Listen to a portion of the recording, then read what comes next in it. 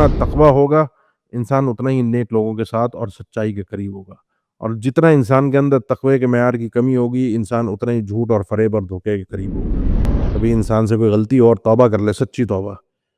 پھر دوبارہ کوئی نہ کوئی آزمائش ایسی ضرور آتی ہے اس توبہ کو چیک کرنے کے لیے، وہاں میں اور آپ پتہ چلتا ہے کہ کتنے سچے تھے اس توبہ۔ بعض عبادتوں میں تکلیف انسان کو زیادہ سہنی پڑتی ہے، تو جس عبادت میں تکلیف زیادہ ہو جائے اس عبادت کا اجر بھی اسی حساب سے بڑھ جاتا ہے۔ ایسے لوگ جو دین کے لیے اپنے وقت کو صرف کر رہے ہیں، اپنے کاموں کو صرف کر رہے ہیں، دین کی خدمت میں لگے ہوئے ہیں، ہم کچھ نہیں کر سکتے نا، ان کو عزت دیں، ان کا احترام کریں اور ان کے لیے دعا کریں، ان کا ساتھ بھی نہیں دے سکتے، کچھ نہیں کر سکتے۔ آج کل تو ان کے خلاف ان کو تذلیل، ان کی تحقیر، اس چیز سے چیزیں ختم ہوتی جائیں گی، اور آپ کو ہو سکتا ہے کہ آگے آنے والے زمانوں میں مسجد میں کوئی ملے ہی نہ کہ جو آ کے طریقے سے امامت کرا سکے، بیٹھ سکے۔ انسان کے اوپر جب تکلیفیں آتی ہیں نا، سختیاں آتی ہیں، تو اللہ نے اگر اس بندے کو اس تکلیفوں میں چن لیا، اس کا مزہ یہ ہوتا ہے کہ اللہ پھر اس بندے کو سب سے علیحدہ کاٹ کے اپنے قریب کر لیتا ہے۔ اس کو یہ پتہ چل جاتا ہے دنیا کا کوئی انسان کام نہیں آ سکتا، کسی کی کوئی ویلیو نہیں ہے، کسی کی کوئی اوقات ہی نہیں ہے، صرف ایک اللہ ہے۔ وَلَقَدْ يَسَّرْنَا الْقُرْآنَ لِلذِّكْرِ فَهَلْ مِن مُّدَّكِرٍ۔ اعوذ باللہ من الشیطان الرجیم، بسم اللہ الرحمن الرحیم۔ وعلی الثلاثة الذین خلفوا، اور اللہ تعالی مہربان ہوا، اس جملے کا تعلق پچھلی آیت کے ساتھ ہے، لقد تاب اللہ، یعنی اللہ تعالیٰ کا خاص فضل و کرم ہوا، ثم تاب علیہم، پھر اس کے ساتھ ہی اس آیت کا تعلق ہے کہ وعلی الثلاثہ، ان تین لوگوں پر بھی اللہ تعالیٰ مہربان ہوا، الذین، وہ لوگ، خلفوا، جن کا معاملہ پیچھے کر دیا گیا۔ اس خلفو کا یہی ترجمہ یا یہی مفہوم جناب کعب بن مالک رضی اللہ تعالیٰ عنہ نے خود بیان کیا ہے، جو کہ بخاری مسلم کی روایت ہے کہ خلفو کا معنی نہیں ہے کہ جو جہاد میں پیچھے رہ گئے تھے، بلکہ انہوں نے کہا کہ خلفو ای تخلیفو ایانا، اللہ تعالیٰ نے ہمارے معاملے کو لیٹ کر دیا تھا، اور دیگر جو منافقین تھے ان کا معاملہ ہاتھوں ہاتھ نمٹ گیا تھا، انہوں نے اپنی بہانے بنائے، آپ صلی اللہ علیہ وسلم نے اس کو قبول کیا، اور ان کا معاملہ جو آپ 11ویں پارے کے شروع میں پڑھ کے آ گئے ہیں، ان کا معاملہ تو ہاتھوں ہاتھ نپٹا کے اللہ کے سپرد کر دیا گیا تھا، ہمارے معاملے کو لیٹ کر دیا گیا تھا۔ تو یہاں خلفو کا معنی یہی ہے، حتیٰ اذا ضاقت، یہاں تک کہ جب ضاقت، تنگ ہو گئی، علیہم الارض، ان لوگوں کے اوپر زمین، یہ محاورہ ہے، زمین تنگ ہو گئی مطلب زمین تو اپنی جگہ پر وہی کشادہ ہے، مفہوم اس کا یہ ہے کہ وہ کوئی بات کرنے والا نہیں ہے، کوئی دیکھنے والا نہیں ہے، کوئی پوچھنے والا نہیں ہے، جس کا تذکرہ بھی ہم کرتے ہیں، بیما رحوبت، باوجود اس کے کہ وہ زمین بہت کشادہ ہے، اس کے کشادہ ہونے کے باوجود، بڑی وسیع اور عریض ہونے کے باوجود ان کے اوپر تنگ ہو گئی، یہاں تک کہ وضاقت علیہم انفسہم، ان کے اپنے نفس بھی ان کے اوپر تنگ ہو گئے، اپنے آپ سے اکتا گئے، وظنوا، اور ان کو اب یہ یقین ہو گیا، اللہ ملجأ من اللہ، کہ نہیں ہے کوئی ملجا، ملجا کہتے ہیں چھپنے کی جگہ، بچنے کی ٹھکانہ، کہ انسان جا کے پناہ لے سکے، تو اب کوئی پناہ گاہ نہیں ہے، من اللہ، اللہ کے عذاب سے بچنے کی، اللہ کی ناراضگی سے بچنے کی، الا الیہ، مگر اللہ ہی کا سہارا ہے۔ ثم تاب علیہم، پھر اللہ ان پر مہربان ہوا، ان کو توبہ کی توفیق دی، لیتوبوا، تاکہ یہ اپنی توبہ کو پختہ اور مضبوط رکھ سکیں، چل سکیں آگے۔ ان اللہ، یقینا اللہ تعالی، هو التواب، وہی اللہ توبہ کی توفیق بھی دیتا ہے، الرحیم، اور بڑا مہربان بھی ہے۔ یہ ان تین لوگوں کا واقعہ ہے، اللہ تعالیٰ نے بڑے خوبصورت انداز میں ان لوگوں کی توبہ کو قبول کیا، اور فرمایا کہ یہ تین لوگ جن کا معاملہ پیچھے رہ گیا تھا، اللہ نے نہیں فرمایا کہ یہ لوگ پیچھے رہ گئے تھے جہاد میں، ان کے چونکہ توبہ ہو گئی نا، اب توبہ کے بعد اس قبولیت توبہ میں ان کے لیے تعریفی کلمات ہیں۔ اب ان کی توبہ کتنی خوبصورت انداز میں ہوئی، میں مختصراً تو آپ کے سامنے ذکر کرتا ہوں، لیکن گزارش کروں گا آپ سب سے کہ یہ واقعہ بخاری مسلم کا ہے، کتب سیر کے اندر، تاریخ کی کتابوں میں، سیرت کی کتابوں میں موجود ہے، عام کہیں بھی آپ سرچ کریں گے بآسانی مل جائے گا پورا واقعہ، اس کو پڑھیں ضرور، اور اس واقعے کو اپنے ساتھ ذرا سا کمپیریزن کریں، اپنے آپ کو کعب بن مالک رضی اللہ تعالیٰ عنہ کی سچویشن میں ڈال کے، کیا کس انداز میں اللہ نے ان کو آزمایا ہے۔ یہ تین لوگ تھے، کعب بن مالک نے خود اپنا تذکرہ کیا، ہم 3 لوگ تھے اس کا درمیان میں، کہتے ہیں میں بدر میں شریک نہیں ہوتا کیونکہ بدر میں نفیر عام نہیں تھی، بدر میں سب کو نہیں کہا گیا تھا کہ جہاد کے لیے جاؤ، اس کے علاوہ جتنے غزوات ہوئے میں سب میں آپ صلی اللہ علیہ وسلم کے ساتھ شریک رہا۔ اہل عقبہ میں سے تھے جنہوں نے اللہ کے نبی صلی اللہ علیہ وسلم سے، جب آپ صلی اللہ علیہ وسلم مکہ میں تھے تو منی میں ملاقات کی تھی اور بیعت کی تھی، آپ صلی اللہ علیہ وسلم کے مدینہ کے اندر ماحول تیار کیا تھا۔ اور باقی جو تھے نا، مرارہ ابن ربیعہ اور ہلال ابن امیہ رضی اللہ عنہما، یہ دونوں بدری صحابی تھے، یہ 3 لوگ تھے۔ چونکہ آدمی بڑے تھے، یہ بڑے لوگ تھے، عام لوگ نہیں، بدری صحابہ جو ہے نا وہ بڑے لوگ، بڑے صحابہ ہیں، یہ خود اہل عقبہ میں سے تھے، تو بڑے لوگوں کی چھوٹی موٹی لرزش بھی بہت بڑی شمار ہوتی ہے، تو یہ تو خیر بڑا معاملہ تھا، اس لیے ان کے معاملے کو اللہ نے پوری طرح سے جھنجھوڑا، ان کو پوری طرح سے ان کو چیک کیا، اور کس انداز میں چیک کیا جس کو اللہ نے ذکر فرمایا کہ زمین بھی تنگ ہو گئی، اپنے آپ سے اکتا گئے،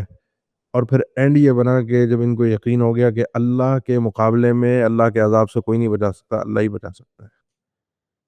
انسان کے اوپر جب تکلیفیں آتی ہیں نا، سختیاں آتی ہیں، تو اللہ نے اگر اس بندے کو اس تکلیفوں میں چن لیا، اس کا مزہ یہ ہوتا ہے کہ اللہ پھر اس بندے کو سب سے علیحدہ کاٹ کے اپنے قریب کر لیتا ہے، اس کو یہ پتہ چل جاتا ہے دنیا کا کوئی انسان کام نہیں آ سکتا، کسی کی کوئی ویلیو نہیں ہے، کسی کی کوئی اوقات ہی نہیں ہے، صرف ایک اللہ ہے، اور یہ اللہ کی محبت کی دلیل ہے کہ بندے کو اللہ اپنی طرف واپس پلٹنے کی توفیق دے دے۔ اتنی شدت کے، اتنے سخت سچویشن کے اندر اللہ نے ان لوگوں کو واپس اپنی طرف، یعنی ان کو یہ سمجھ میں آ گیا اللہ کے علاوہ ہم کہیں نہیں جا سکتے، اللہ سے بچانے والا بھی، اللہ کے عذاب سے بچانے والا بھی، اللہ کی ناراضگی سے بچانے والا بھی اللہ ہی ہے۔ اب وہ ذکر کرتے ہیں، وہ ذرا سا میں اختصاراً ذکر کرتا ہوں۔ کعب بن مالک رضی اللہ تعالیٰ عنہ بیان فرماتے ہیں کہ یہ موقع آیا جب غزوہ تبوک کا، تو میں جو ہے وہ کسی غزوے میں پیچھے نہیں رہا تھا جب سے اسلام لایا تھا، ہر غزوے میں شریک ہوتا رہا سوائے غزوہ بدر کے۔ اللہ کے نبی صلی اللہ علیہ وسلم کے ساتھ لیلۃ العقبہ میں تھا، اہل عقبہ میں سے جو منی کے اندر جب آپ صلی اللہ علیہ وسلم مکہ میں تھے۔ اس غزوے کی جو میں نے تیاری کی تھی، کسی غزوے کی ایسی میں نے تیاری نہیں کی، اس کے لیے میں نے 2 سواریاں اپنے پاس جمع کر کے رکھی تھی، سواری ایک ہی کام آتی ہے، 2 رکھی تھی تاکہ ایک پر سوار ہو کے چلتا رہوں، دوسری سواری خالی ساتھ چلے، جب وہ سواری تھک جائے جس پر میں سوار ہوں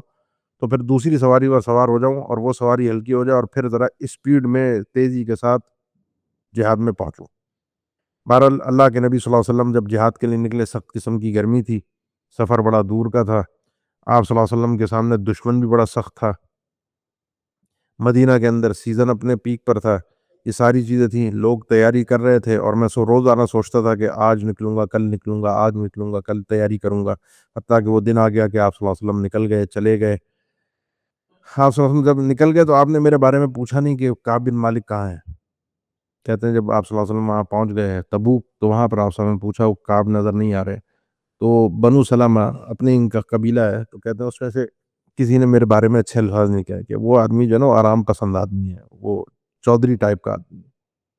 تو یہ الفاظ جیسے ہی ادا ہوئے تو صحابی رسول کا انہوں نے تذکرہ کیا کہ آگے سے ان کو فوراً جواب ملا کہ یہ جو آدمی ہے، یہ معاذ ابن جبل نے فرمایا یہ آدمی جو ہے نا، ہم نے ما علمنا فیہ الا الخیر،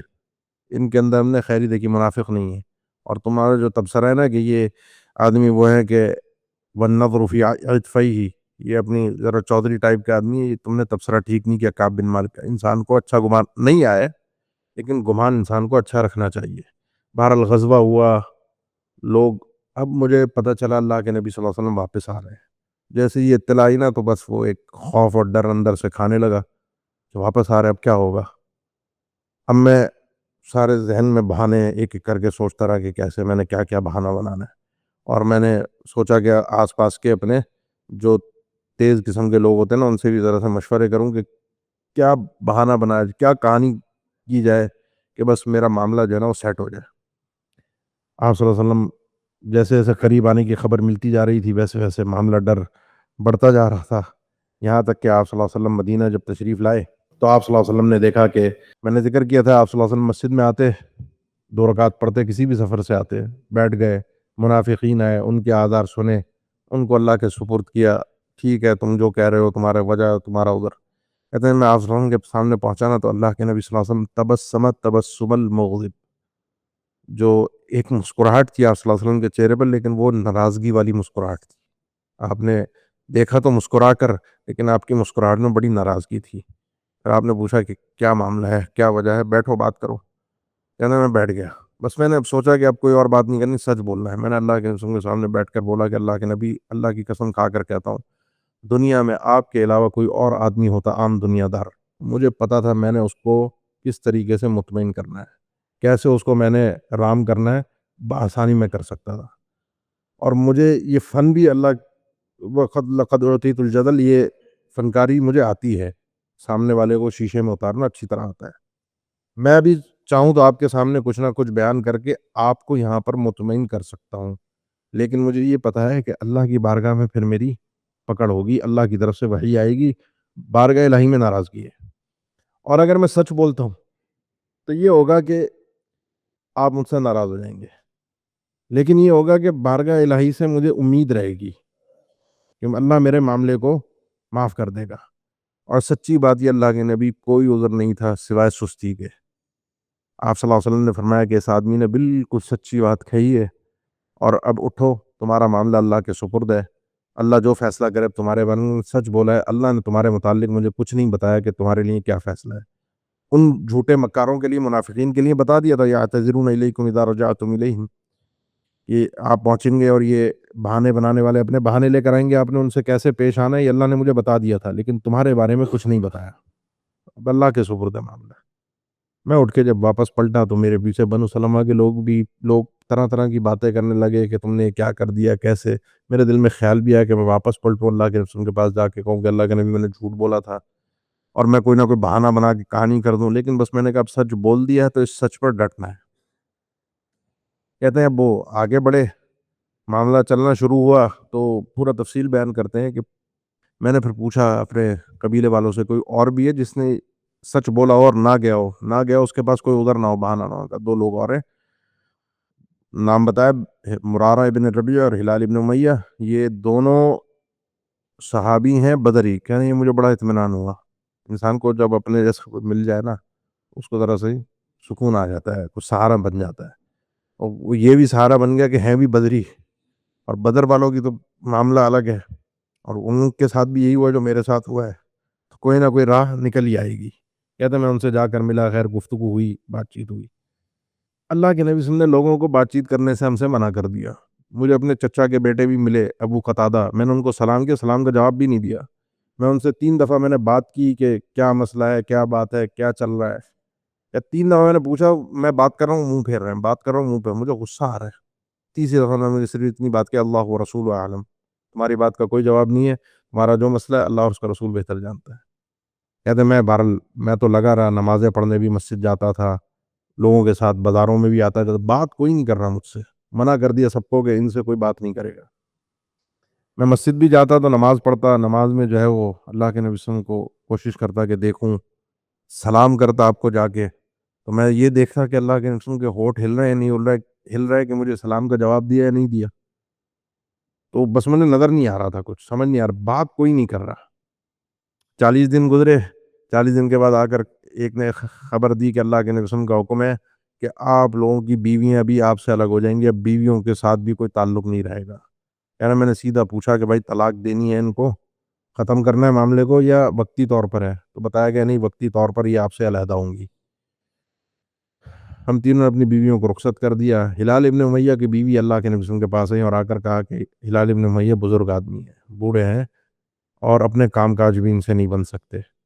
کوئی خدمت کرنے والا بھی نہیں ہے, اتنی اجازت ہے کہ میں ان کی خدمت کر سکوں؟ آپ صلی اللہ علیہ وسلم فرمایا یہ اجازت ہے, خدمت کر سکتی ہو لیکن تعلق کوئی نہیں ہوگا. اب بیوی بات چیت نہیں کر رہی لیکن کام کاج کرے گی. کہتے ہیں مجھے بھی پھر یہ بات پتہ چلی تو مشورہ پہنچا گیا, آپ بھی جا کر اجازت لے لیجیے کہ آپ کی بیوی بھی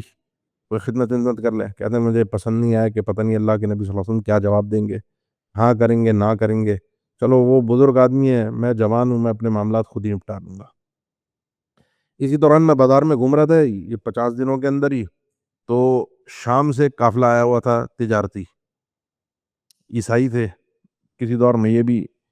شام آنا جانا تھا، ان کی تجارت تھی، تو وہاں پہ غسان علاقہ ہے، اس کا بادشاہ ملک غسان، تو ان سے ان کے تعلقات بھی تھے، خبر اس تک. تو شام کے اس قافلے میں ایک آدمی تھا جو مجھے ڈھونڈتا پھر رہا تھا، میرے پاس آیا اور اس نے آ کر بادشاہ کا خط میرے ہاتھ میں تھمایا. اس میں اس کے الفاظ تھے کہ ہمیں پتہ چلا یہاں آپ کے ساتھ کیا ہو رہا ہے، کیا معاملہ ہے، سمجھدار عقل مند بڑے آدمی ہو، ہمارے پاس آؤ نواسی کا بالحق، ہم آپ کا خیال بھی رکھیں گے، احترام بھی کریں گے، عزت بھی دیں گے، مقام بھی دیں گے، شام آ جاؤ ہمارے پاس. عیسائیت کی دعوت تھی. کہتے ہیں یہ میرے لیے سب سے بڑی آزمائش تھی. دیکھیں کتنی اللہ نے کس حد تک ان کو آزمایا. وضاقت علیہم انفسہم، کوئی بات نہیں کر رہا، لوگ بھی سچے ہیں اور ہر غزوے میں شریک ہوئے، بس ایک غزوے میں نہیں گئے اور بات کرنے کو کوئی تیار نہیں ہے، اوپر سے وہاں سے ایک آفر آ رہی ہے. کہتے ہیں بس اللہ نے توفیق دی کہ جس وقت یہ مجھے خط ملا تھا نا، بازار میں ہی تھا، پاس ہی جلتا ہوا تندور تھا، میں ایسے ہی وہ خط اٹھا گیا نا، فوراً تندور میں پھینک دیا، جلا دیا اس خط کو، توجہ ہی نہیں دی تاکہ کسی طرح یہ میرے دل پر اثر انداز نہ ہو. کہتے ہیں بس وہ 50واں دن تھا، صبح فجر کی نماز پڑھی میں نے اپنے گھر کی چھت پہ، مسجد ہی آنا جانا کوئی بات چیت کرنے والا نہیں، گھر کی چھت پہ فجر کی نماز پڑھی تو اچانک دیکھا ایک آدمی چیختا ہوا آ رہا ہے بڑی زور سے، اور اس نے کہا خوش ہو جاؤ کعب بن مالک، اللہ کی طرف سے رخصت آ گئی ہے. کہتے ہیں جیسے یہ الفاظ میرے کان میں پڑے اسی وقت میں سجدے میں گر پڑا اور اللہ کا شکر ادا کیا،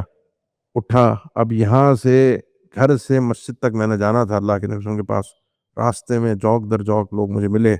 ہر آدمی نے مجھے مبارکباد دی، ہر آدمی مجھے خوشخبری دے رہا تھا، گلے لگا رہا تھا، ہمارا بھائی ہے. کہتے ہیں میں پھر اللہ کے نبی صلی اللہ علیہ وسلم تک جب پہنچا اس محفل میں، تو اس وہاں پہ بھی ایک لوگ بیٹھے ہوئے تھے، تو ان میں ایک طلحہ بن عبید اللہ صحابی مہاجرین میں سے، وہ اٹھ کر آئے اور انہوں نے مجھے گلے لگایا اور بڑے گرم جوشی سے میرا استقبال کیا. زندگی بھر کہتے ہیں وہ جو طلحہ بن عبید اللہ کا اٹھ کر آنا اور مجھے گلے لگانا تھا نا، میں زندگی بھر اس لمحے کو کبھی بھول نہیں پایا، طلحہ بن عبید اللہ کا اس موقع پر آنا. بہرحال میں اللہ کے نبی کے پاس پہنچا، آپ نے فرمایا آج کا وہ دن ہے جو دن تمہاری پیدائش سے لے کر اب تک کا سب سے بہترین دن ہے یہ آج کا. اور خود بھی آگے بیان کرتے ہیں کہ اللہ نے مجھ پر جو بھی نعمتیں کی ہیں، اسلام سب سے بڑی نعمت، اور اسلام کے بعد یہ میری توبہ قبول کرنا. میں نے اللہ کے رسول کے پاس بیٹھا، میں نے کہا اللہ کے نبی میں نے سچ بولا تھا، اس سچ پر قائم تھا، میں وعدہ کرتا ہوں زندگی میں، جب یہ انہوں نے حدیث بیان کی، کہتے ہیں آج تک تو میں نے اس وعدے کی پاسداری کی ہے کہ زندگی میں دوبارہ کبھی کسی بھی معاملے میں جھوٹ نہیں بولا. آج تک اس دن سے میں نے اللہ کے نبی سے وعدہ کیا، اللہ کے نبی اب زندگی میں کبھی جھوٹ نہیں بولنا، اللہ نے مجھ پر یہ احسان کیا ہے سچ بولنے کی وجہ سے، میں اب زندگی بھر کبھی جھوٹ نہیں بولوں گا. دوسرا میں نے اللہ کے نبی سے کہا اللہ کے نبی چونکہ اللہ نے مجھ پر یہ اکرام اور انعام کیا ہے،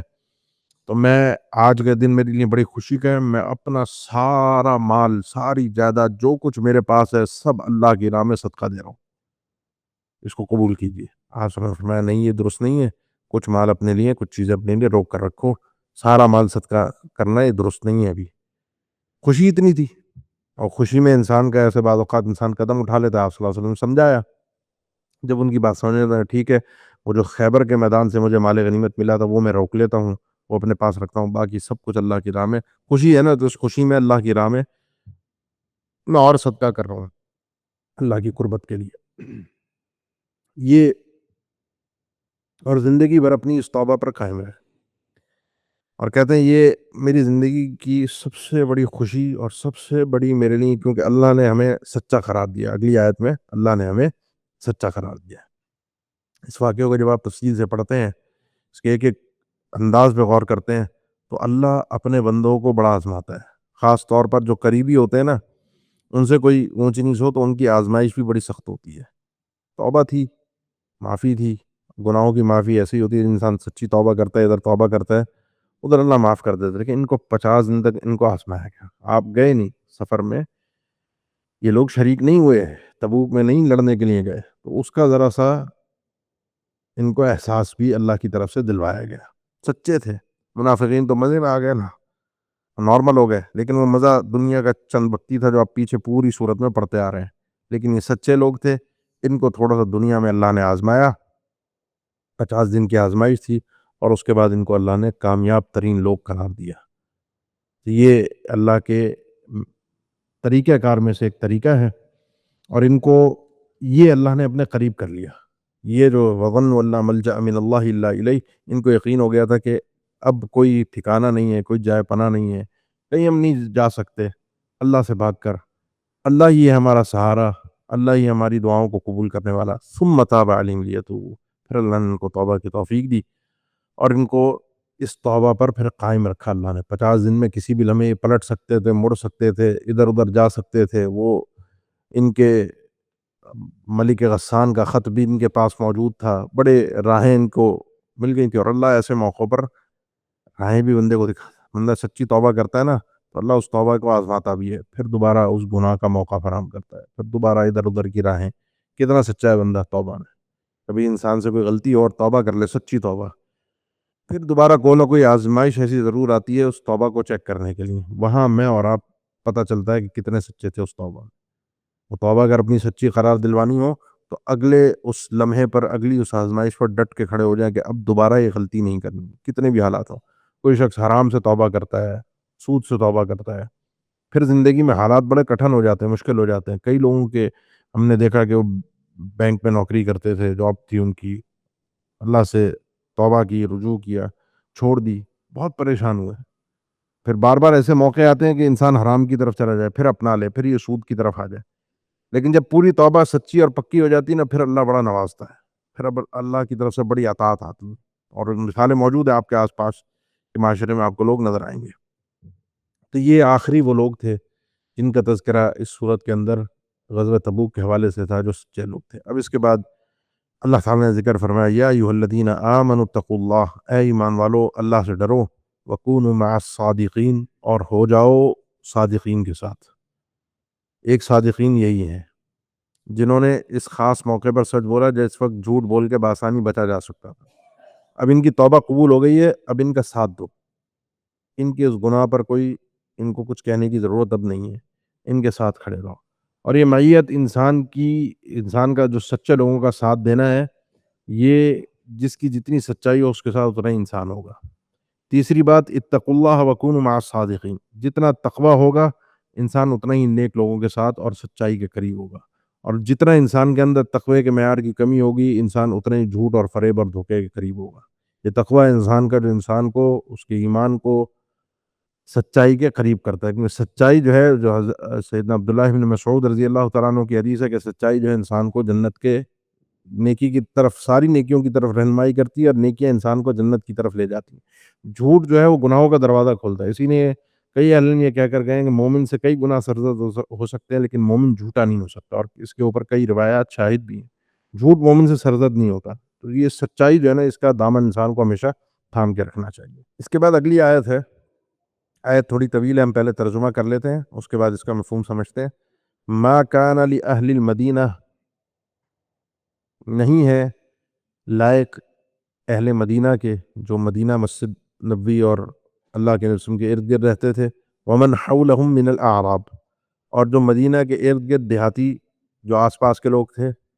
ان یتخلفوا عن رسول اللہ، ان کے لیے لائق نہیں تھا کہ وہ تخلف کر جائیں، پیچھے رہ جائیں اللہ کے نبی صلی اللہ علیہ وسلم سے، ولا یرغبوا بانفسہم عن نفسہ، اور نہ وہ رغبت رکھیں، نہ وہ چاہت رکھیں، نہ عزیز ہوں بانفسہم، ان کی جانیں، ان کے اپنے نفس، عن نفسہ، اللہ کے نبی صلی اللہ علیہ وسلم کی جان کے مقابلے میں، یعنی اپنی جانوں کو آپ صلی اللہ علیہ وسلم کی جان پر فوقیت نہ دیں۔ ذالک، یہ پیچھے نہ رہنا اور نکلنا، ساتھ دینا اللہ کے نبی صلی اللہ علیہ وسلم کے اس وجہ سے کہ نکلتے تو یہ فائدے ان کو حاصل ہوتے ہیں، بِأَنَّهُمْ لَا يُصِيبُهُمْ ظَمَأٌ، یہ بسبب اس کے ہے کہ اگر یہ نکلتے تو لا يُصِيبُهُمْ ظَمَأٌ، نہیں پہنچی ان کو کوئی بھی ظما کہتے ہیں پیاس۔ پیاس اس سفر میں کہیں کہیں، وہ میں نے کل تذکرہ کیا تھا کتنی شدت کی پیاس تھی، اس عمر ابن خطاب کے حوالے سے میں نے نقل کیا تھا۔ ولا نصب، اور نہ ہی کوئی تھکاوٹ، بڑا لمبا سفر تھا، کئی تو لوگ پیدل تھے۔ ولا مخمصۃ فی سبیل اللہ، اور نہ ہی بھوک فی سبیل اللہ، اور یہ سب تکلیفیں انہوں نے کہاں برداشت کی؟ اللہ کی راہ میں، جہاد میں۔ ولا یطؤون موطئا، اور نہ ہی انہوں نے روندا، وطی کہتے ہیں روندنے کو، رگڑنے کو، مطلب چلنا ہے، اور نہ ہی وہ چلے موطئن، کسی چلنے کی جگہ پر، یغیظ الکفار، جس انداز میں وہ چلے جس نے کافروں کو غصہ دلایا۔ ولا ینالون من عدو نیلا، اور نہ ہی انہوں نے حاصل کیا دشمن سے کچھ حاصل کرنا، الا مگر، یہ کام انہوں نے نہیں کیے مگر، یعنی یہ سارے کام کیے اور اس کا صلہ یہ ہے کتب لہم بہ عمل صالح، لکھا گیا ان کے لیے ان چیزوں کے بدلے نیک عمل ان کے کھاتے میں۔ ان اللہ، یقین اللہ تعالیٰ، لا یضیع، نہیں اللہ تعالیٰ ضائع کرتا اجر المحسنین، احسان کرنے والوں کا اجر۔ یہ کام کرنے والے احسان کرنے والے تھے۔ یہ ایک عام آیت ہے، عام حکم ہے، تو پیچھے آپ تسلسل کے ساتھ پڑھتے آ رہے ہیں۔ مومنین کو نکلنے کا حکم تھا، اللہ نے فرمایا کہ یہ لائق نہیں تھا، کیونکہ یہ غزوہ تبوک میں نفیر عام تھی، سب کو نکلنے کا آرڈر تھا، مدینے والے اور آس پاس کے سب لوگ جو مسلمان ہیں وہ اس جہاد میں شریک ہوں گے۔ سامنے روم امپائر تھا اور اس کے مقابلے میں لڑنا تھا، بڑی ایک طاقت تھی، مسلمانوں کو پوری طاقت کے ساتھ اس میں شریک ہونا تھا۔ اس کی تفاصیر آپ غزوہ تبوک کی پچھلے پارے میں سماعت فرما چکے ہیں، اس واقعے کا پورا تناظر اور اس کا مسئلہ۔ سب کے سب نے نکلنا تھا، اور کیسے ایک مومن اللہ کے نبی صلی اللہ علیہ وسلم کو اکیلا چھوڑ دے اور پیچھے خود مزے میں موج مستی کرے، مدینہ کے اندر رہ کے اپنے کاروبار سے، اپنے گھر بار سے، اپنی راحت میں سکون میں رہے، اور اللہ کے نبی صلی اللہ علیہ وسلم گئے ہیں جہاد میں۔ آپ کے ساتھ کچھ بھی ہو سکتا ہے، مومن اپنی جان سے بڑھ کر اللہ کے نبی صلی اللہ علیہ وسلم سے محبت کرنے والا ہے، اور یہ قرآن نے جا بجا یہ ادب ہمیں سکھایا ہے کہ اللہ کے نبی صلی اللہ علیہ وسلم تمہیں اپنی جانوں سے زیادہ عزیز ہونے چاہیے۔ جب آگے اس صورت کا کل ہم اختتام کریں گے تو آخر میں آئے گا کہ اللہ کے نبی صلی اللہ علیہ وسلم بھی اپنے آپ سے بڑھ کر ہم سے محبت کرتے تھے، ہم آپ کو زیادہ عزیز تھے، ہماری تکلیفیں آپ کو پریشان کر دیتی تھیں امت کی، تو امت کو بھی چاہیے اللہ کے نبی صلی اللہ علیہ وسلم کو مقدم رکھے اپنے آپ سے، اپنی جان سے، اپنے مال سے، اپنی اولاد سے، اپنے ماں باپ سے بڑھ کر اللہ کے نبی صلی اللہ علیہ وسلم سے ان کو محبت ہونی چاہیے۔ اب اس کے بعد اللہ تعالیٰ نے جن تکالیف کا ذکر فرمایا، جن پر جو لوگ نکلے ان کو اجر ملا، جو نہیں گئے وہ اجر سے محروم رہ گئے، تو وہ نکلنا سب نے تھا، جو نہیں گئے وہ ان اجور سے محروم رہ گئے۔ جو نہیں گئے ان میں وہ لوگ بھی تھے جن کے پاس عذر تھا، وہ لوگ بھی تھے جو بوڑھے تھے، اور وہ لوگ بھی تھے جو منافق تھے، اور وہ لوگ بھی تھے جو سچے تھے، جن کا تذکرہ بھی آپ نے سماعت فرمایا کہ وہ کوئی عذر نہیں تھا لیکن گئے نہیں، سچے صحابی تھے۔ آپ صلی اللہ علیہ وسلم نے اس موقع پر فرمایا کہ صحابہ جب اس راستے میں غزوہ تبوک میں تھے، فرمایا کہ یہ جو تم جن جن وادیوں سے گزر رہے ہو، جن جن راستوں سے تم گزر رہے ہو، جہاں جہاں کوئی کانٹا آ رہا ہے، کوئی تکلیف آ رہی ہے، کوئی تم تکلیف ہے، جب تکلیف میں انسان ہوتا ہے، تکلیف برداشت کر رہا ہوتا ہے، اسے پتہ ہوتا ہے تکلیف کیا ہے۔ آپ صلی اللہ علیہ وسلم نے فرمایا کہ مدینہ میں کچھ لوگ ہیں کہ وہ تمہارے ساتھ اس ایک ایک چیز کے اجر میں شریک ہیں، ایک ایک اجر میں شریک ہیں۔ ہم نے پوچھا کون ہے اور کیوں؟ فرمایا وہ لوگ ہیں جو نکلنا چاہتے تھے، جن کا تذکرہ آپ نے پچھلے پارے کے آخر میں پڑھا، جن کے پاس عذر تھا، بوڑھے تھے، بیمار تھے، مریض تھے، چل نہیں سکتے تھے، وہ جانا چاہتے تھے جہاد کے لیے لیکن نہیں گئے، حابسہم العذر، ان کو ان کے اعذار نے روک کر رکھا، چونکہ ان کی نیت تھی، ان کی نیت سچی تھی، اس نیت کی بدولت ان کو بعین ہی وہ اجر ملے گا جو تمہیں اجر مل رہا ہے۔ تو دو باتیں بڑی قابل غور ہیں اس مقام پر، ایک تو یہ ہے کہ انسان کی نیت سچی حقیقت میں ہونی چاہیے، پھر کوئی عذر آ جاتا ہے تو انسان کو عذر جو ہے وہ اللہ کی بارگاہ میں اس کا اجر و ثواب اس کو مل جاتا ہے۔ کہ مقصود آپ کا کیا ہے؟ مقصود یہ ہے نا اللہ کو راضی کرنا اور اجر حاصل کرنا، عمل کے بعد بھی، تو عمل سے پہلے ہی یا عمل کے علاوہ بھی اللہ تعالیٰ سچی نیت پر انسان کو اجر دیتا ہے، لیکن نیت سچی ہونی چاہیے۔ دھوکے بازی اور انسان کو دل میں پتہ ہے کہ وہ نہیں کرے گا اور وہ بلا وجہ کی دنیا کو بتا رہے ہاں میرا ارادہ ہے میں کر لوں گا ایسے، یہ اس دھوکے پر کوئی اجر نہیں۔ اسی نے اللہ کے نبی صلی اللہ علیہ وسلم نے فرمایا کہ انسان کو جس کو دیکھ کر اس جیسا بننے کی تمنا کرنی چاہیے، اور یہ دنیا چار لوگوں کی، دوسری روایت میں جامع ترمذی کے الفاظ ہیں، اس کو اللہ تعالیٰ نے دولت سے بھی اور علم سے بھی نوازا ہے، اور وہ علم بھی اللہ کی راہ میں لوگوں کو سکھا رہا ہے اور مال بھی اللہ کی راہ میں خرچ کر رہا ہے، یہ سب سے اعلیٰ درجے پر ہے، کامیاب ترین آدمی ہے۔ دوسرا وہ آدمی ہے جس کے پاس نہیں ہے اور وہ اس کی طرح بننے کی تمنا کرتا ہے، فرمایا دونوں اجر میں برابر ہیں۔ ہے نہیں اس کے پاس، نہ علم ہے نہ مال ہے، لیکن یہ علم اور مال والے کو دیکھتا ہے اور کوشش کرتا ہے، خوش ہوتا ہے، جو آپ صلی اللہ علیہ وسلم کا فرمان ہے کہ لا حسد الا فی اثنتین، انسان کو کسی کو دیکھ کر اس کی طرح بننے کی تمنا کرنا، میں اس جیسا ہو جاؤں، یہ صرف دو ہی لوگوں کے لیے تمہارے لیے جائز ہے کہ ان دو قسم کے لوگوں کو دیکھ کر تم تمنا کرو کہ اللہ مجھے اس جیسا بنا دے. باقی اس دنیا میں کوئی اس قابل ہی نہیں ہے کہ اس کو دیکھ کر انسان یہ کہے کہ اللہ مجھے اس جیسا بنا دے. ایک آدمی ہوا جس کو اللہ نے علم عطا کیا ہے, وہ اللہ کی راہ میں علم کے ذریعے سے لوگوں کو سمجھا رہا ہے, سکھا رہا ہے, یا قرآن دیا اور وہ رات کو اللہ کی راہ میں کھڑا ہوتا ہے اور تلاوت کرتا ہے. دوسرا وہ آدمی ہے جس کو اللہ تعالیٰ نے مال دیا اور وہ اپنے مال کے اوپر مسلط ہے اس کو ختم کرنے کے لیے کہ اللہ کی راہ میں کسی طرح لگ جائے اور میرا مال ختم ہو جائے. ان دو لوگوں کو دیکھو تو ان کی طرح بننے کی تمنا یہ کر سکتا ہے انسان. باقی کوئی اس قابل ہی نہیں ہے دنیا میں کہ جس کو دیکھ کر کہے اللہ مجھے اس جیسا بنا دے. تو یہ نیت کا ایک بہت بڑا فائدہ ہے. دوسری چیز جو اس آیت میں اس ٹکڑے میں وہ یہ کہ اللہ نے ان کی تکالیف کا ایک ایک تکلیف کا ذکر, پیاس, بھوک, تکلیف, چلنا, سواری, یہ ساری تکلیفیں جو ہے نا ان تکلیفوں کا جو اللہ نے ذکر کر فرمایا ایک ایک اس چیز کے بدلے ایک ایک نیکی ان کے لیے پوری لکھی گئی ہے. عبادات میں بعض اوقات انسان کے لیے مشقت تکلیف زیادہ ہوتی ہے. بعض عبادتوں میں تکلیف انسان کو زیادہ سہنی پڑتی ہے. تو جس عبادت میں تکلیف زیادہ ہو جائے اس عبادت کا اجر بھی اسی حساب سے بڑھ جاتا ہے,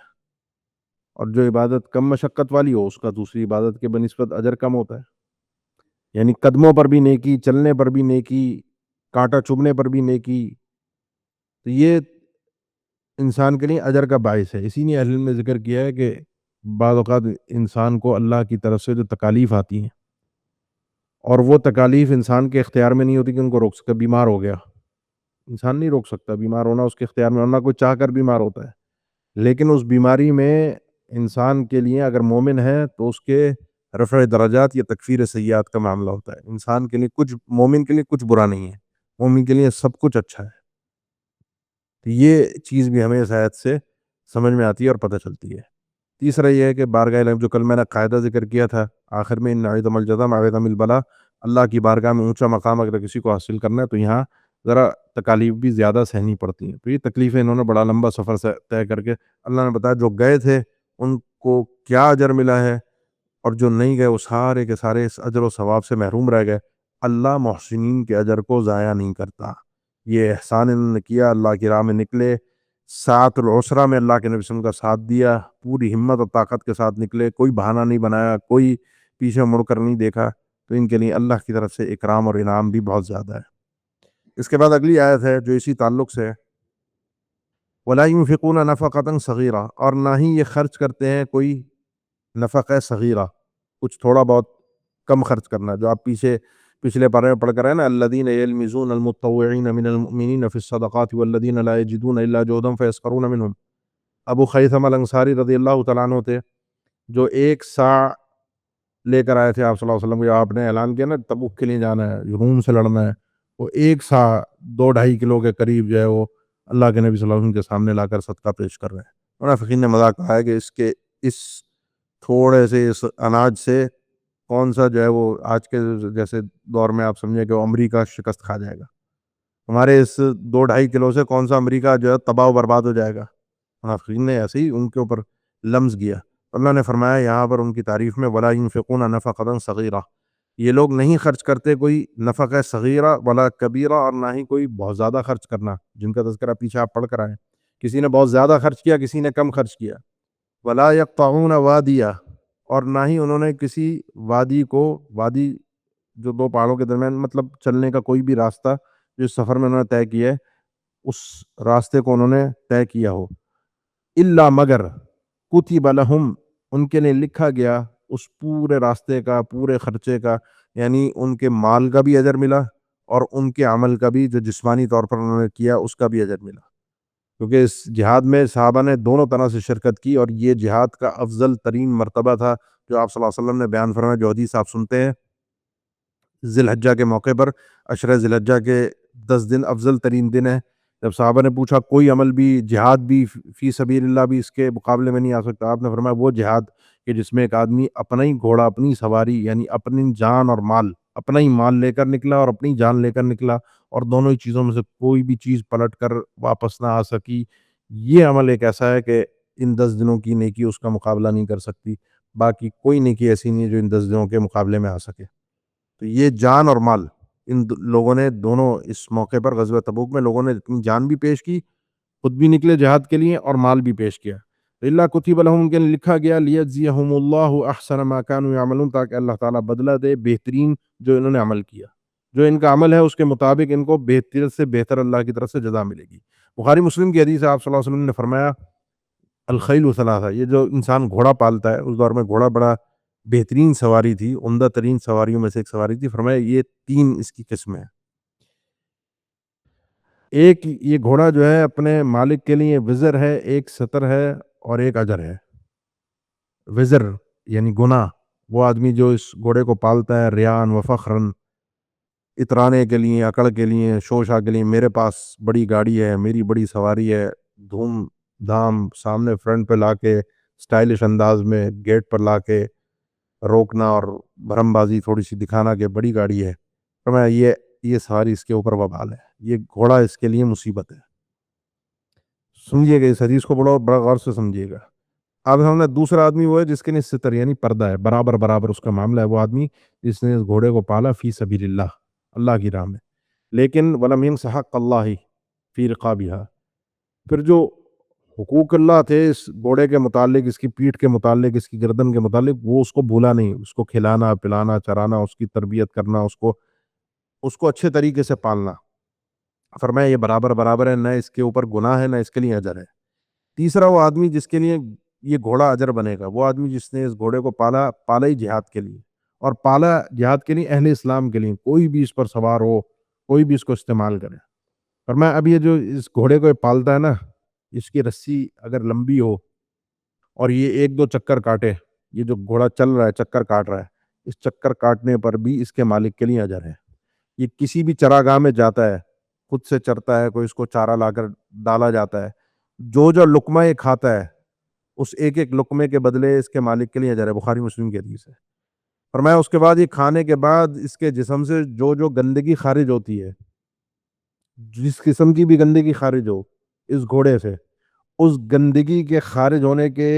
بقدر ابوالیہ و اوراثیہ کے الفاظ ہیں، اس کا گند، ہر قسم کا گند جو اس کے جسم سے نکل رہا ہے، اس کے مطابق اس کے مالک کے لیے اجر ہے۔ حتیٰ کہ آپ صلی اللہ علیہ وسلم نے فرمایا کہ اگر یہ آدمی اس گھوڑے کو لے کر کسی نہر کے پاس سے گزرتا ہے اور یہ اس کا ارادہ نہیں ہے کہ یہ گھوڑا میرا پانی پیے، وہ نیت ہی نہیں کی اس نے کہ میرا گھوڑا اس نہر سے پانی پیے، وہ گھوڑا خود ہی اس نہر سے پانی پی لیتا ہے، خود ہی پیتا ہے۔ فرمایا چونکہ مالک کی نیت تو نہیں تھی، اس نے خود پیا ہے، اس خود پینے پر بھی اس کے مالک کے لیے اجر ہوگا۔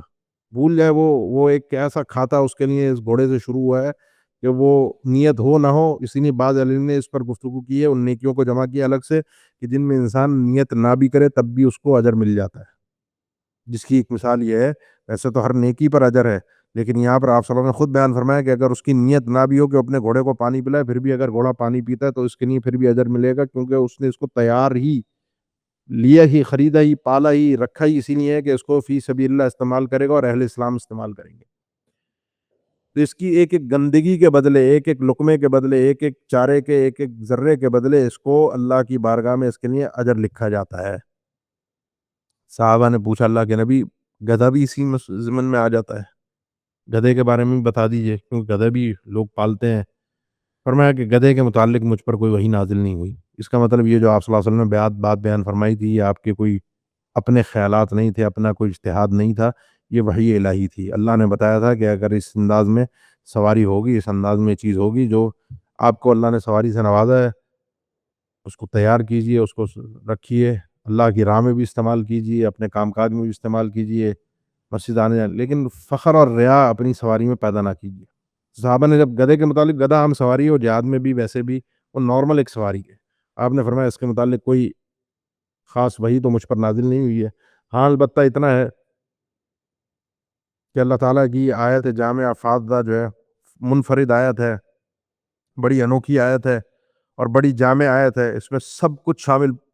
سب چیزیں شامل ہو جاتی ہیں، اور وہ فَمَن يَعْمَلْ مِثْقَالَ ذَرَّةٍ خَيْرًا يَرَهُ وَمَن يَعْمَلْ مِثْقَالَ ذَرَّةٍ شَرًّا يَرَهُ۔ جو آدمی ایک ذرہ بھی نیکی کرے گا وہ بھی کل قیامت کے اس نیکی کو دیکھے گا۔ اگر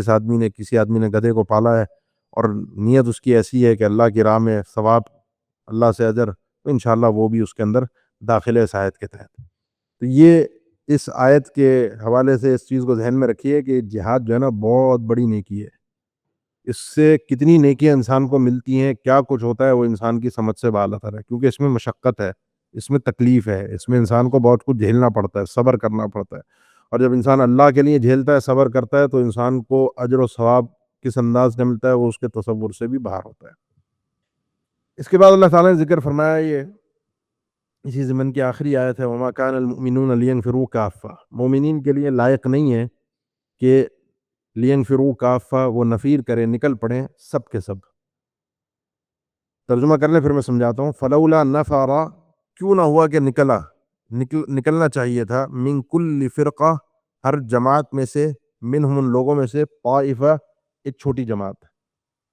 لیتفقہوا فی الدین، تاکہ وہ تفقہ کہتے ہیں کوشش کر کے، فقہ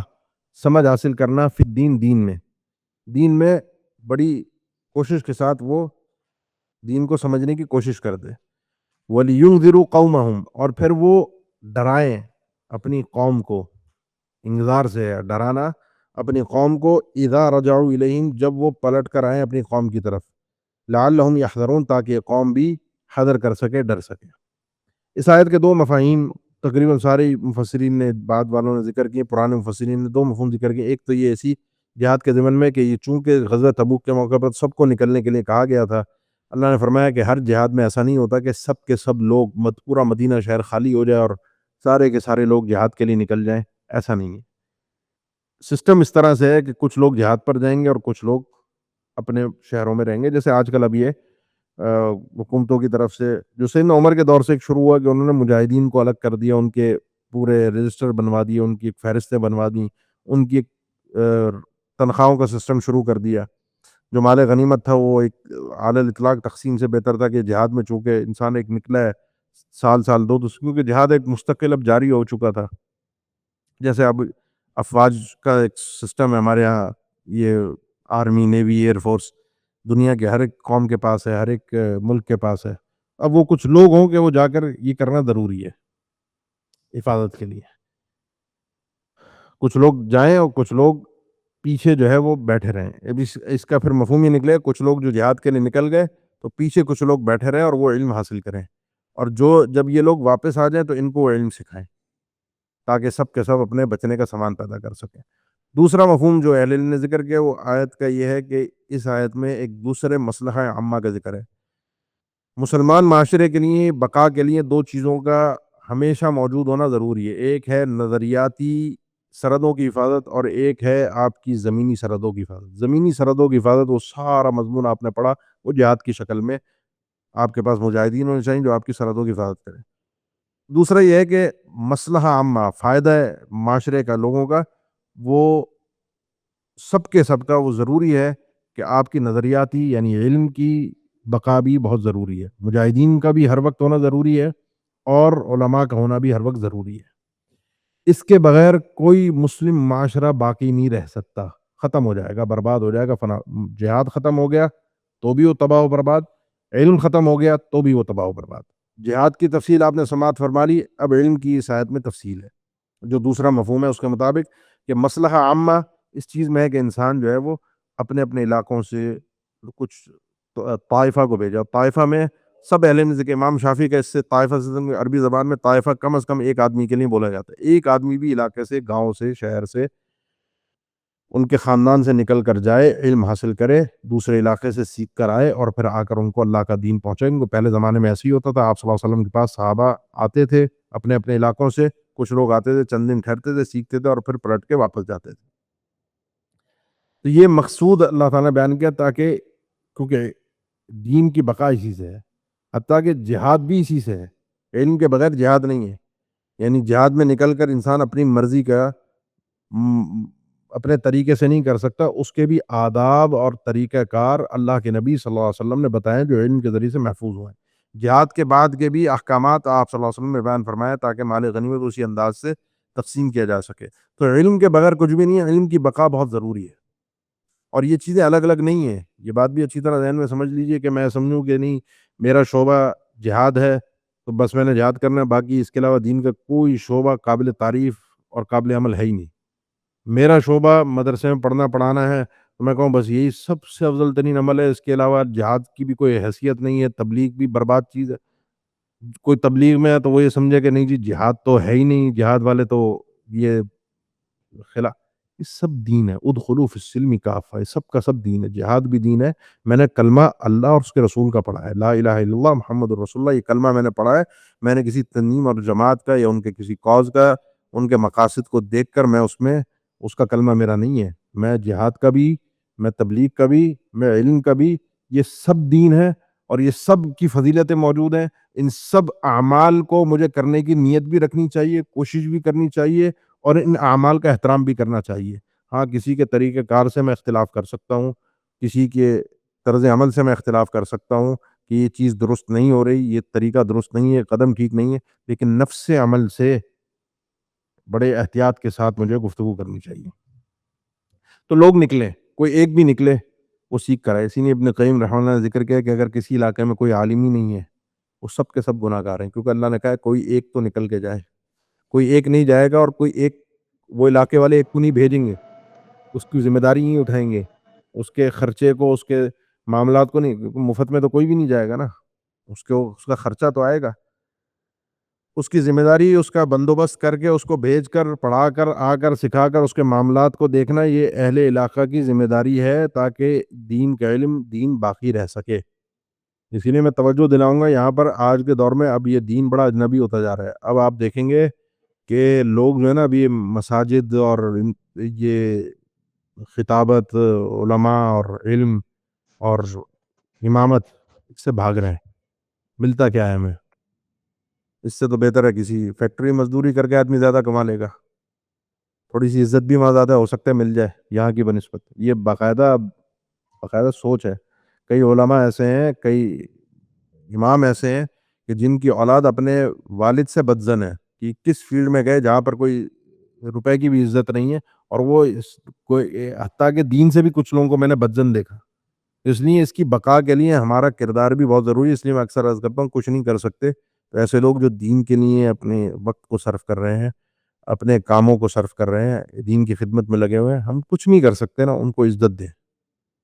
ان کا احترام کریں اور ان کے لیے دعا کریں۔ ان کا ساتھ بھی نہیں دے سکتے،